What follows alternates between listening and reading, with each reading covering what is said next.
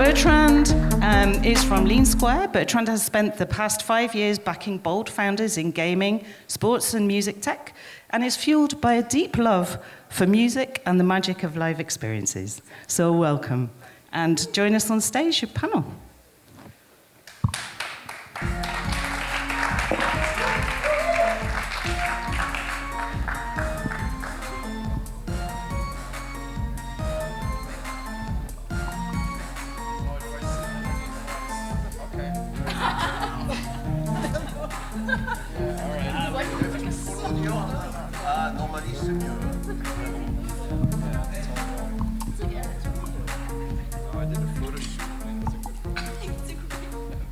Good morning, everyone. Welcome, and thank you for joining us for this panel on investing in the music tech industry. We all know that finance is the lifeblood of innovation. For startups, access to capital determines whether an idea can scale, compete, and ultimately shape the future of the industry. For investors, choosing the right companies is not just about the numbers. It requires a deep analysis, an understanding of evolving technologies, market trends, emerging business models, and shifting users' behaviors. Before discussing these passionate topics, let me introduce our panelists today. I will start with you, 𝗕𝗫. I think you are a veteran of California music tech. You have over 20 years of experience in finance, including a decade in investment banking in Wall Street. You are now a managing partner at +8 Equity Partners, a private equity firm which invests in entertainment, including music and video game. Andrea, you spent 15 years building and scaling startups, and you also advises the European Commission on innovation funding. You've been a music artist for the last 20 years. At Best Night VC, a VC fund located in Berlin, you invest in culture, nightlife, and the social layer of tech. Colette, you are just fresh out of the plane from LA, I think. Yep. You're an artist, and you just released a sold-out album. Yeah, I did. At 𝘕𝗫𝘃, a music tech angel syndicate, you help artists and companies connect with investors. Finally, my dear colleague Ben, I don't know if we have to introduce him. Ben works at Lean Square. He has been working in big tech and startups for the last 30 years, including 15 years at Microsoft. And now Ben coaches, guides, and helps companies and startups every year. So thank you for being present, and let's jump in the debate. We are all from different countries.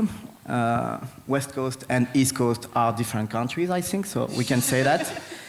And I would like to start the discussion with a very broad question. What is the state of the industry from an investor point of view for now? What was the first month of 2025 look like? So I'm happy to tackle that one and lead it off. So whenever I think about trends and talk about trends from a macro perspective, I like to zoom out and look at things in a big picture. How did we get here? What events precipitated the unfolding of the current environment? Right, so this is the music industry post-COVID, right? What is the music industry, the state of the music industry look post-COVID, right? Pent-up demand for live events, which exploded after COVID.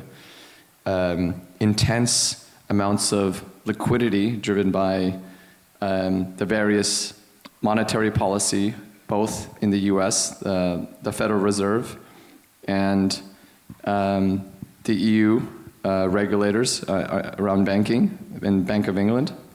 So tons of money being printed, driving massive amounts of inflation. And intensely high valuations and access to capital during the COVID era. Well, that party came to a screeching halt about 24 months ago. And I think a lot of members of the startup community and founders of startups see today that it's harder to raise capital than it has been in many, many years. So access to capital alongside liquidity is at a premium. So it's very, very tough times for startups. There's been a huge focus from the part of startups to either bootstrap or do a lot with a little, right? That means focus on profitability over growth. In addition to that, some of the macro trends, and I'll just do them really quickly. DSP growth is flatlining, right? DSPs are being fully saturated. There's some intensely challenging situations for live events. And then, of course, the AI explosion and the explosion in various subsectors within music, like superfans, for example. Okay, thank you. Anyone wants to build on it or has another vision on the industry? Yeah, I'd love to jump in and actually zoom out the timeline a little further than 𝗕𝘃, who I think has explained it pretty well. I think that people tend to focus on what happens in particular fiscal quarters, but you have to look at the state of the industry across a story of a few decades as well. Back in the 80s and the 90s, which wasn't that long ago, but is a very long time in the music industry, it was a physical sales industry. Then, that market was predominantly dominated by the US and the UK. I believe that a lot of that innovation went outside and, went into other markets. It slowly developed over the last 20, 30 years, probably even longer than that. That finally, when you hit a point of maturity, that those markets developed enough that they could start taking up market share. You see this big tech explosion, like what happened with the dot-com boom, and you've got all these big, everyone talks about streaming, but it's more than just streaming companies. But you can point to things like Spotify, TikTok, Deezer, SoundCloud, these phenomenal companies that, didn't exist in the same capacity, like 40 years ago, that take up that market share. But it's still the same relationships across industry because it's, the people who are at the start of the careers are now the CEOs and the managing partners at those same firms. And so there's this social gap that then affects the market and investing environment. Then you throw in, sort of high pressure from high valuations that come across other industries. Music tech doesn't have the same valuations that something like deep tech or financial technologies has, and they shouldn't necessarily be compared with each other. But they tend to be because, when you're looking for ways to value a company, what do? You immediately do, comparable analyses across how other people do things. The state of the industry, I argue right now, is in an identity crisis, which isn't a bad thing, but it just needs to be self-aware. Yeah, I agree with a lot of that, but I would also tend to argue, especially from the Best Nights VC perspective, that for so long everything was a scale at all costs industry. And now, at least for our side, we're starting to see this slow shift to more cultural integrity, sustainability. And it's really about, okay, how are we making sure that what we're doing is still culturally relevant without, really breaking that? Because you see all the backlash that's coming because of the original thought process around, oh no, it doesn't matter, let's just scale as much as we possibly can. So I agree with what everyone's been saying, but still, I think it's good to argue, I think, why we're starting to see a little bit of these shifts. Do you all have the same vision on the balance between the return on investment, sometimes from expected by your shareholders, and the ethic and AI tools that can be very debating? How do you put the trigger between ethics and an expected return from your shareholders, for instance? So I can cover that quickly. Our shareholders are artists, right? So we're sort of a unique group because we're founded by leading members of the independent music community coming from electronic music, right? My co-founders, 𝘕𝘃 and 𝗕𝘲𝑃, have been in the techno house electronic music game since they started +8 Records in 1990 out of Detroit. So it's artist first, artist centric. That is a core value for +8. And so to be very honest and transparent, we are uncompromising on ethics. So if it violates copyright, publishing, or there is any hint of usage of music IP done in a manner that does not allow the artist to get paid, it's a massive red flag for us. Our LP base includes very high-profile artists coming from pop music and the electronic music community. We have one LP who's a major label, lots of indie labels. We can't, in good conscience, ever support a platform that doesn't do business in the correct manner, supporting the appropriate methodologies of monetizing around IP for music. But in general, to come back to your first initial question, it's true that the investment money is still, there are less investment money now. We are in the down of the period where everyone believes a startup in general will be the next Eldorado. There is now, there was already a gap between the expectation of the investor and the startup, and now the gap is just bigger than ever, which will put more focus on the fundamental of creating value with what you do. And if you're in the music industry where the product is virtually free, you do 200 million stream, you earn 50, 60K, which is a ridiculous amount. This is true that the money is probably not, except for the winner take it all in the streaming.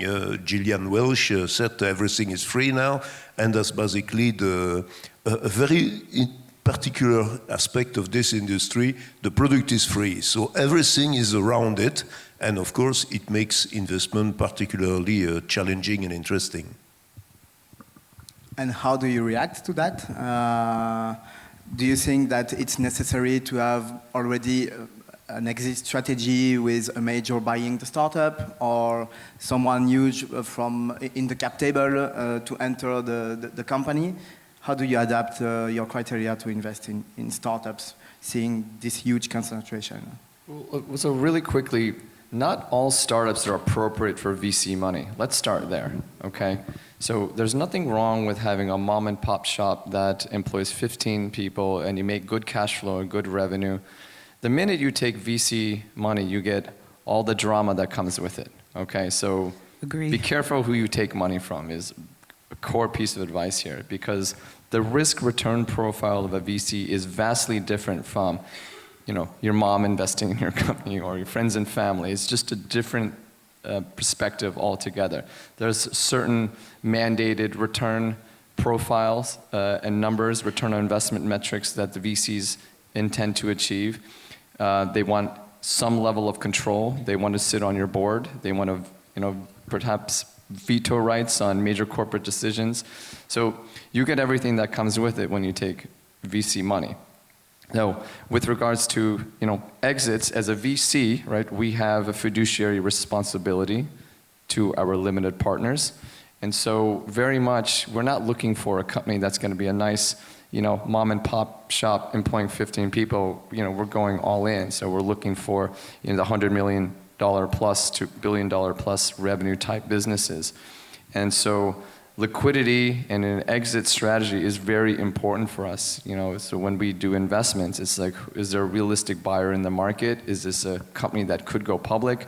What are the options here? So these are all very important considerations when we're evaluating a startup. Sorry.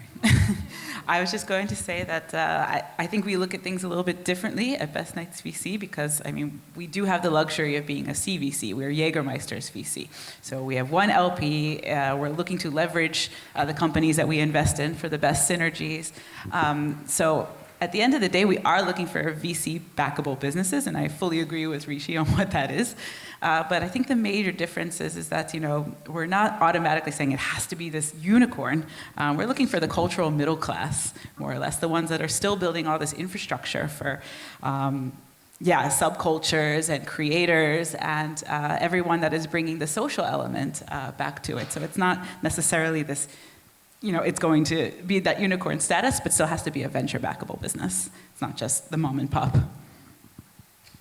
What I was going to add is that I think it's I think it's unrealistic right now. Let's be controversial. I think it's unrealistic right now to be a VC that invests in music tech. First off, I think that there are many generalists in the space who will try to add music companies to diversify their portfolio, which is sort of just, hedging bets against, throwing money, hoping for the best, bringing no value add. I think that there are phenomenal groups like this wonderful panel on stage that actually know what they're talking about. But at the same time, I think 𝗕𝘃 put it well, for instance.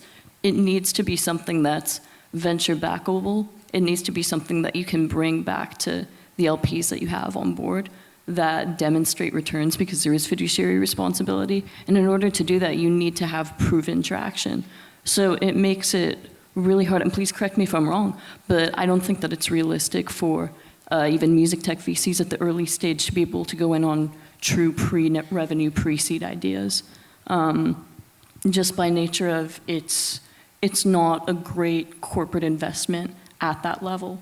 And then, you have a much thinner group of pickings that you can get that are viable on top of the fact that, maybe they've started generating revenue, but maybe it's a much smaller solution that shouldn't necessarily try to scale up and out. It's like comparing an artist who sells out a jazz club to an artist who sells out an arena, And what makes one artist a better artist than another? But, it's apples and oranges, and they shouldn't necessarily be compared with each other. That's a great comment, actually. When we launched in 2014, we started as a pure play music tech VC. And after like 6 months to a year, we internally thought, like, holy shit, we're not going to make any money if we just do music tech VC. There's just not enough opportunities that can scale and have, VC-like characteristics. So we expanded from music tech to entertainment tech. So we started covering more gaming. There was a big creator economy boom, right? We started looking at more social platforms, consumer converging with health and wellness. Music is converging with gaming. So we need to get smart on these adjacent industries, and we should be thoughtful about being able to deploy capital in a gaming company or a creator economy-led company. I would also say it's the same from Best Nights VC, looking at it from the consumer angle, and really it's not about the artists, but it's about the attendees. It's about the people that are dancing to the music, that are going out, that are experiencing nightlife and connection and community. So it's that wider ecosystem. And on top of that, the music tech ecosystem is still so early, so it's a baby in comparison to most tech sectors. So when we look at it, we're looking at the entire ecosystem and what's being built from the infrastructure of entrepreneurship to also VC, but also angels and grant funding and everything that goes together to build this into a wider or more fluid sector. Yeah, I think that it lacks a lot of the fluidity right now. It's part of the reason for starting Joker Deck, Angel Tech Syndicate, because I think that there are a lot of really qualified people who are interested in investing that are just very spread out across other firms. And, as we've been discussing, to be specifically a music tech VC has limited opportunities. So by nature of the vehicle and a limited partner agreement makes it hard to be able to incorporate and expand out in that specific capacity. I think that valuations are too high. And I think that a lot of people overvalue their companies, not because those market opportunities aren't necessarily great. I think that there are phenomenal ideas, but I think that there's also a lot of pressure that comes as bleed over from other industries, because when you hear about, Tech Coast Angels or, YC Combinator companies that do in a pre-seed, 100 million or something like that, which, quite literally you will get that sometimes. Everyone thinks, I need to do something similar. You don't, and you shouldn't. I think a big barrier to entry for a lot of folks is connections, who you know, and connecting with the right people. I have a theory which will prove out one way or another, that, smaller checks with a targeted introduction helps bridge the gap to be able to then build out a market where there is a better pool of investments to be able to take on to a scalable level. But it has to start small, and quite frankly, I think that you have to be okay as an investor not making any money. Just a bad thing, because it's music. It's just cool. And there will be money to come. We see that we are all passionate about music. Some of our investors are musicians, you said that, Richie. Don't you think that angel investors, too passionate about music, can shake the company or be negative? Do they bring smart money, you think? Or maybe they are too passionate about it? Maybe just to change 2 seconds the perspective and respond. It's very often complicated to think you are in a food industry. It's not because you're passionate about food and you love some kind of food that you are a good restaurant manager, or that you could manage a worldwide network of restaurants, or become the best provider of some kind of ingredient. This is the same kind of thing in terms of maturity. The music industry, there is a kind of assumption, we all experiment and nuance this and make it different, but there's a kind of assumption that the only winner is the 3-star restaurant and the only. But actually, there in the food industry there is a lot of things, and in the music industry, this is the organizer of live event, this is the platform, the stream, the tool to have the fan in your pocket. It doesn't change anything about the little quatuor of music classic or the jazz player. They are still badly paid, and they still need but they are the one who create the emotion. So there is this disconnection between the one who do the life of this industry and the one who actually make the music. And except some super top winner, there is a total disruptive. And there is this emotional connection, of course, to music, but we are talking about some kind of different or parallel industry. It's a bit provocative. Just a quick comment. I love Ben's analogy with the food industry. And I'll just make this comment. A VC would probably invest in the #1 restaurant in the world, which is McDonald's. But a boutique angel investor would probably invest in like Restaurant Noma in Copenhagen, right? Michelin star level, boutique type. So there's a very different perspective, again, because of the mandated risk-return profile of these individual investors. Remember, in the world of investments, there's different pools of capital, right? Your angel guys, your pre-seed guys, your seed guys, you get government money, and so be very thoughtful and understand what each of those pools of capital means and what are the implications of those pools of capital if you accept that money into your business. But it's not just the money, it's also the strategic angle. I think that that's the biggest part, and you were talking about it from, the standpoint, is it too much with the passion? And you need people that are bringing something to the table, whether it's not just the capital, but it's also the experience, it's the connections, it's do they understand exactly what you're trying to build, because either they have that network to multiply it or they've experienced it. And so that's also why we tell a lot of founders, to bring in strategic angels at the very beginning, because they're the ones that are really going to help you build and get ready for those institutional investors. I don't think that it's a passion thing so much as although I do think it's related to passion. I think that, an angel investor is going to throw in, as a single person, proportionally what is a lot more money out of their bank account than what something like a fund will do. If you get an angel investor that's cutting, a $50,000 check, that's $50,000 out of one person's account. Skin in the game. Yeah, it's skin in the game, but that's a lot of skin in the game because it's your personal money. And so it's a smaller check, but I don't think it's a passion thing that drives. I think that it becomes too much pressure of, I've just written in $50,000 and there's absolutely no product because it's early. So now I need to, be overly passionate and overly controlling in the process. But on the flip side, I think that, say, for instance, you bring together, much smaller check sizes and you aggregate those across. It's skin in the game still, but it's less pressure fiscally.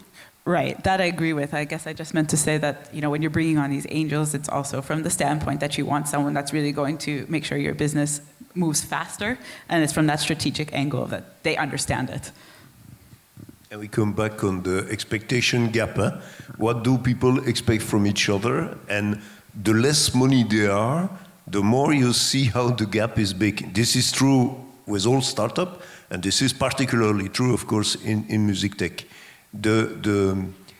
Getting an investor from a startup perspective is mainly a question of understanding what kind of a relationship you want to build. And they all are good, they all are bad, but it's up to you to understand what you do. On the opposite, as investors, there are many buzzwords, and each year we hear about NFTs, blockchain, Web3, and some are fading, others are staying, like AI. I think we can say that next year we will still talk about AI. How do you make the selection between your companies? I heard you say, Ritchie, that you met more than 4,000 companies and select only 12. What is the process, and how do you make things clear for your investment? It's always founder first, right? And agreed. I'd rather invest in a level A founder with a B idea than a level B or versus the opposite around, right? So it's founder first, right? What value does the founder have? Is he good at raising capital? Is he a visionary? Is he an execution guy / operator?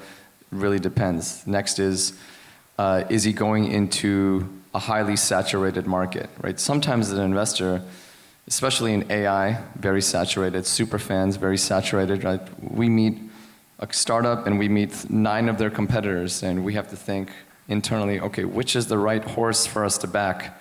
And many times the answer is maybe none of them, because we shouldn't even be going into a market with this many players. Only one will probably survive, and the rest will probably be acqui-hires. So maybe we should actually reconsider and deploy our capital into something else that is a first-to-market opportunity by a founder who's thinking about something very unique. Go-to-market strategy is really, really good, and I urge startups all the time, don't be everything to everyone. Find your audience, find your community, right? And nail it in that community, and then start expanding into adjacent markets. So, think about your customers as different pockets of populations or demographics, right?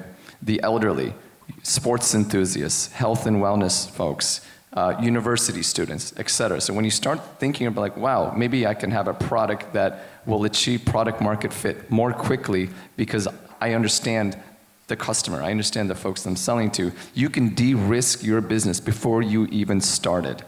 And the more you're thoughtful about that and the less iterations you have on your platform around achieving product market fit, the more capital efficient you will be. And therefore, the further your $1 or your €1 will go in terms of achieving the success that you want and the KPIs and the metrics that you want. And when you hit those metrics, then talk to an investor and be able to raise on the back of those metrics. Totally recognize this. I call it the blue ocean paradox. Everyone wants to be the winner of everything, where if you find your blue lake, where the only one to fish, it's probably better. And actually, your blue lake, personally, I evaluate it on the ability of the team, so I connect to the team as well, but on the ability of the team to really create value. Do you create value for customer? And if you do, probably you are in the basic condition to grow. Without that, I'm watching startup for 15 years now. I have never seen, but I probably have not been exposed to enough, but I've never seen any startup succeeding if they don't have these fundamentals, creating value for a group of first early adopters where you decode the secret sauce of success. Yeah. Well, it's Startup 101, right? Actually solve a problem, which I think, you get it a lot, that they're not actually solving any particular problem. And I think nowadays, especially with all these super hyped up tech trends, you have a lot of founders saying, oh, we do AI for Web3 for this. And it's like, okay, the tech is an enabler. It's not the actual solution. And so it's a matter of talking about what is that you're actually trying to solve and not chasing the trends around it, looking for these cultural and musical undercurrents and how we can actually solve this. But it's not the tech itself. Use case, use case, use case. Yes. Use case is everything, right? Your consumer doesn't care if there's Web3 under the hood. It doesn't matter. Agreed. I don't know how much time we have still, but 5 minutes? Okay. So maybe we can have a few words on the next big trends. What are you expecting? We have this huge wave of AI, but do you expect more things? I think, Colette, you mentioned before in the preparation of this meeting, live music, go back to the roots. Do others agree with that? Yeah, absolutely. I think, I mean, what we center on is around the hybrid, is around the mix of how digital can actually influence the in real life. It's these immersive experiences. It's how people get together. It's online to get offline. And it's exactly as Rishi said before. This is the aftermath of COVID. And so for us, we look at music as a catalyst. It's for what brings people together in real life. And so these are the trends that are coming and how the tech doesn't matter. I actually think the opposite, so I'm going to be a little contentious here. I think live music is on the precipice of breaking. Ooh. And I think all the pent-up demand has already exhausted itself. And I look at metrics as to, are the festivals and big events selling out? Burning Man didn't sell out. Coachella didn't sell out. Not only that, this year, the overwhelming majority of ticket purchasers for Coachella didn't buy the ticket outright. They financed it. The consumer doesn't have money anymore. So we're at a very dangerous inflection point where the consumer's broke. And so that's one area of concern for me.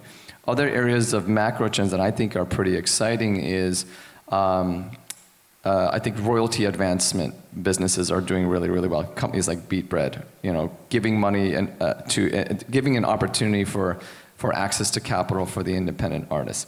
I think there'll be massive consolidation in the digital music distribution space. Like, there's just too many players, and that space is ripe for consolidation. And finally, and I think most importantly, I'm very bullish on video as a medium for taking engagement to the next level. And that includes platforms that gamify video, like, you know, for example, a company out of Overplay that allows you to take video and turn it into a playable game. That includes e-commerce transactions, right? You're watching content, it could be a music video with your favorite musician. It's like, wow, I really like that jacket. You can buy it right there, and you can transact on it. So we're very excited about what video does to elevate the engagement between fan and content and between fan and artist. Oh. I was just to comment on that. When I talk about live and I talk about in real life, I also mean it from the niche standpoint. I completely agree that the consumer is broke. I mean, I work for an alcohol company, so we know people are not drinking anymore, and it's harder to get people to go out in these ways. But it's all about finding your community and finding these niche elements. So people are going out still, they're just going out differently. And if I keep on my comparison with the food industry, I personally observe that I see many startups coming with all kind of alternatives to consume music. In gaming, and just like the food industry, you will have still the big live stuff probably going down, but also the small brasserie, the specialized restaurant, all kind of boutique stuff. And probably that will be a lot more complicated world, but a world where each island could probably bring artists back in the center and make more livable system. Today we digitalize the old system that is gone. Music is no more on radio and CD. Music is everywhere, but the tools that are in place and the payment mechanisms that are in place are still the one of the old industry. So it's totally reinventing, and it has to become a lot more complex world, like the world of today, actually. I think those are good words to close this discussion. If you want to add anything else, feel free to do that. But I do have one quick comment, overarching about different geographies, East versus West. The Asian market has very different dynamics than the Eastern market, Western Europe and North America. There's a massive explosion happening right now in the Middle East. Dubai, Saudi Arabia is on the precipice of exploding with live entertainment. So I encourage you as a founder, maybe take a step back and say, wait a minute, if I want to launch a business, is Belgium or France or United States the right place? Maybe I should relocate to Dubai. Maybe I should be looking at the Saudi market. Maybe there's other ways that I can actually build a sustainable company in some of these other markets where there's ripe for innovation. There need to be more artists in these conversations. More what? Artists? Oh, yeah. DJs? It helps that both. Okay. Okay. Thank you so much, everybody. Thank you, Bertrand. Thank you, the panel. Let's have a round of applause for our panel.